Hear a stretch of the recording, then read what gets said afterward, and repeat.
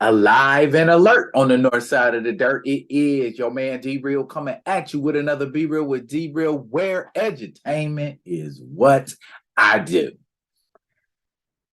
So these folks over at Marvel and Disney and the folks riding a jock seem to think that because in Wakanda Forever you have depicted Nakia with the son of T'Challa to kid, that ends the debate, the conversation about recasting T'Challa.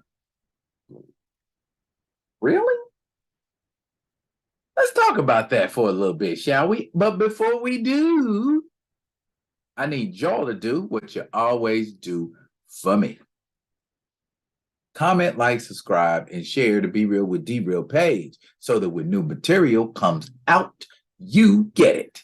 If you're digging, that's a digging motion. What a brother shoveling. Put some dirt in my bucket, comment, like, subscribe, and share this here page right here. Let's get into it. Okay, ladies and gentlemen. This article got shot to me the other day by the one and only Ashura. And I thought I would, dig off into it for a little bit, research it, see what they talking about. And I'm like, man, they on some. Let me stop. Okay, you see the title. How Marvel ends the recast T'Challa debate in Wakanda Forever. You see that title, right? Everything is in a title. Now let's think about that for a second. First, how Marvel ends the recast T'Challa debate in Wakanda Forever. How Marvel ends it. But you'll see what I'm getting at here in a second.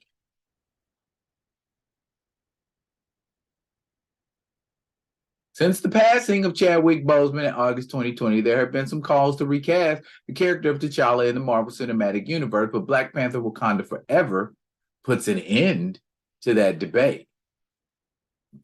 Boseman first appeared as T'Challa in Captain America Civil War in 2016 and went on to appear in 3 subsequent films for a total of barely an hour of time, including the first Black Panther, but passed before Wakanda Forever began filming. Ahead of production, despite some push for it, it was confirmed that T'Challa would not be recast, and Wakanda Forever answers any questions viewers might have about this decision by honoring and expanding T'Challa's legacy.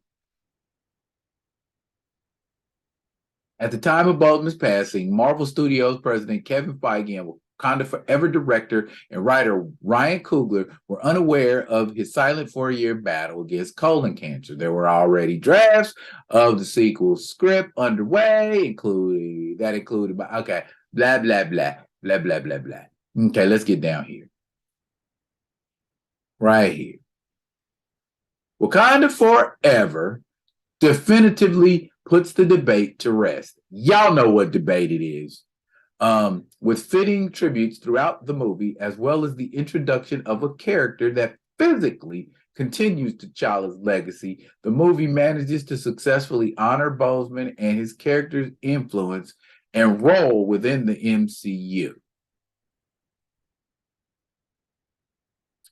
Let's just get to it. What y'all saying? Okay, a lot of this is just, things you've heard before, right?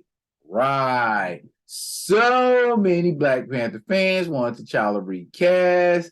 There was a petition. We know about that. If Marvel Studios removed T'Challa, it will be at the expense of audiences, especially Black boys and men who saw themselves in him.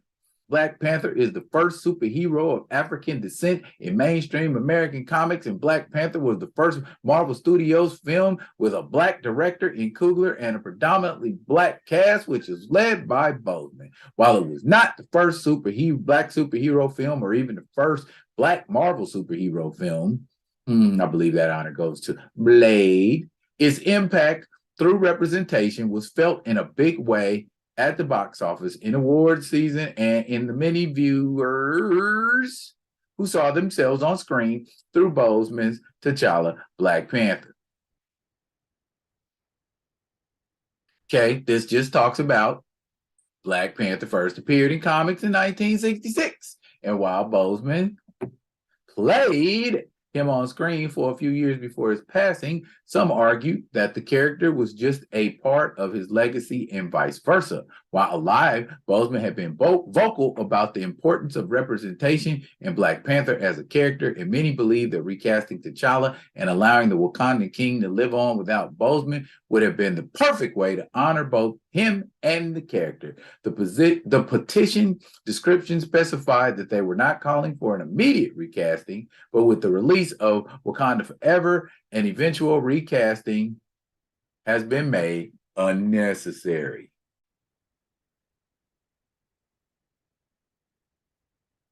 Here we go. Okay.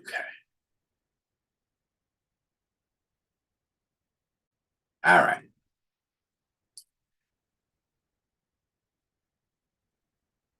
T'Challa, who did not survive the initial snap. Boy, don't we know that. In Wakanda Forever, she is found in Haiti. We talk about Nakia. In Wakanda Forever, she is found in Haiti, and the post-credit scene reveals she is not living alone, but with her son, Toussaint, Prince T'Challa of Wakanda. In the scene, Toussaint meets his aunt Shuri and tells her that T'Challa had wanted their son to grow up away from the pressure he would have been under as Prince of Wakanda, which is why they stayed in Haiti and why Shuri did not know of his existence until, okay. You get what the article's getting at. That because we have this son now, there is no need to recast T'Challa because in many people's eyes, including the writers of this article, T'Challa has already been recast. So are we considering this movie a success? While I'm thinking about it, that's first. Are we considering this movie a success? Because a lot of people are. They're saying, oh, this movie's successful, it's doing well, but won't present any facts or numbers to support why they think this movie is successful. Is you think it's successful because you liked it? A lot of people like Black Adam. I don't think that was a successful movie or as successful as people would have liked it to be, especially Dwayne Johnson. But numbers don't lie, y'all. Numbers can be stretched, finagled, messed with like that, but they don't out and out lie. People do. Bear that in mind. Take a look at something else here. Real quick like. Okay, here we are on IMDb, Internet Movie Database. Okay. Box office. US and Canada. 294,177,672. Gross worldwide, 552,166,978. Now, before I dig off in its chest, let me say 181,339,761, an admirable opening weekend. Okay. Now, if your opening weekend was 181 million and your current gross in the US and Canada is 294 million,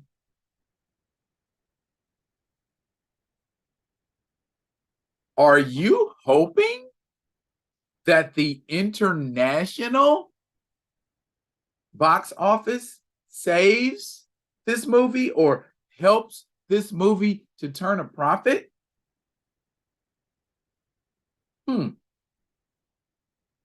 Okay.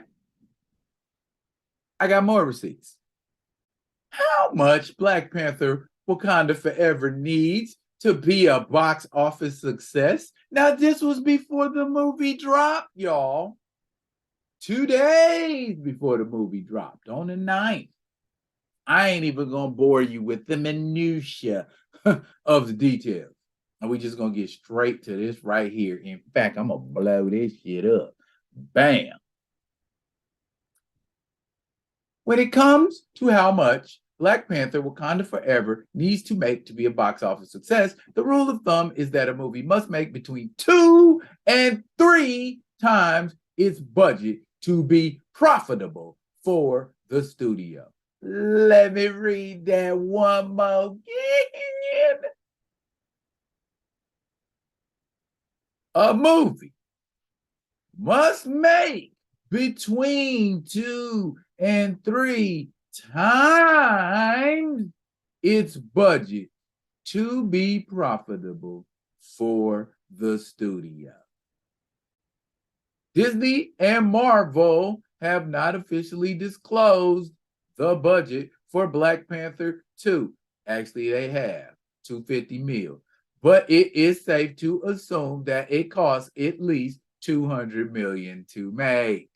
That would mean somewhere between 400 to 600 million worldwide is what Black Panther Wakanda Forever's box office needs to make to be a success.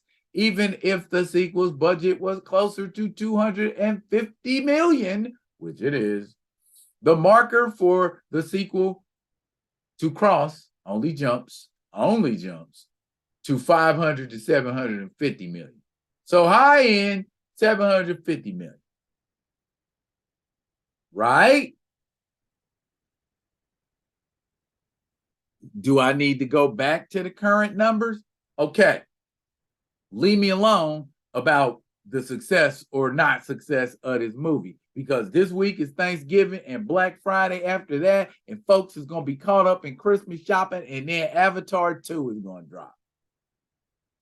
Uh-oh, somebody should have released a movie in the summer. Anyway, that's not what I'm on right now. What I'm on right now is, y'all really think y'all done squelched the recast T'Challa debate? Okay. Let's be petty. Okay. Tell me if you heard this one. We didn't see nobody. Oh, they didn't want to desecrate Chadwick Boseman's image, but they did a couple of times. So don't tell me you couldn't have desecrated his image for that funeral and showed his body in a casket and then been done with it. So nobody, I'm not going with the dead thing. And a lot of other people aren't going with the dead thing. And by the strength of that statement, we will continue to ask for a recast. Not only that, recast the real T'Challa. Don't give us no baby and think that's going to assuage us. I understand legacy. I understand mantle, but you ain't even showed none of this man's mantle. You killed him off, or you eliminated him before he had a chance to build any kind of legacy. Yes, having children and passing on things is what legacy is about. I get that. But you're just saying, fuck decades upon decades upon decades of stories that can be told about the first ever Black superhero in comics. That's not his son. But instead, you choose to eliminate the character out of emotional distress and saying that's your way of honoring him. Well, let me tell you something. The debate ain't over, bruh. It's far from over. Y'all ain't silenced nothing. So, that being said, we shall continue to holler recast T'Challa still, recast a real T'Challa. Boy, y'all are just giving us all kind of hashtags. I appreciate it. Anti-recasters, I ain't no mood for y'all. Y'all can go ahead and stay home. Y'all can keep all that to yourself. It ain't a debate no more. Okay, this movie's out and people are seeing what it is. Y'all can say what y'all want to say, but it's been met with a lukewarm response at best. Okay, for every person that one could find who says this movie was stellar, it was fantastic, that person could also find an equal number of people who say this movie's garbage. I understand opinions, assholes, all that. But as I said previously, numbers don't lie. That's worldwide gross right there. That's worldwide gross. Worldwide gross. So if this number is this, that means that if you're trying to get to 600 to 750,000, and you know, already fell off by leaps and bounds in week 2, we already know classically that number continues to drop more. Doesn't it? Doesn't it? Even before this movie dropped, you know what I'm saying? This is November 15th, a couple of days after. And they talk about, you know, Black Panther carried the box office opening weekend, 180 million. The person who wrote this article, Zachary Wisniewski, believed it would make 212 million. Okay, it only did 202 million. Still a strong opening.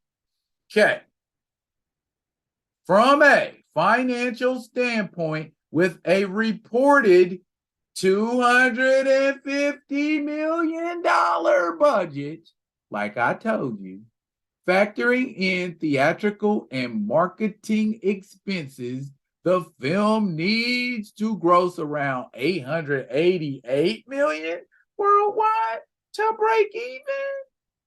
Of that 888 million, about 444 million will need to be earned domestically.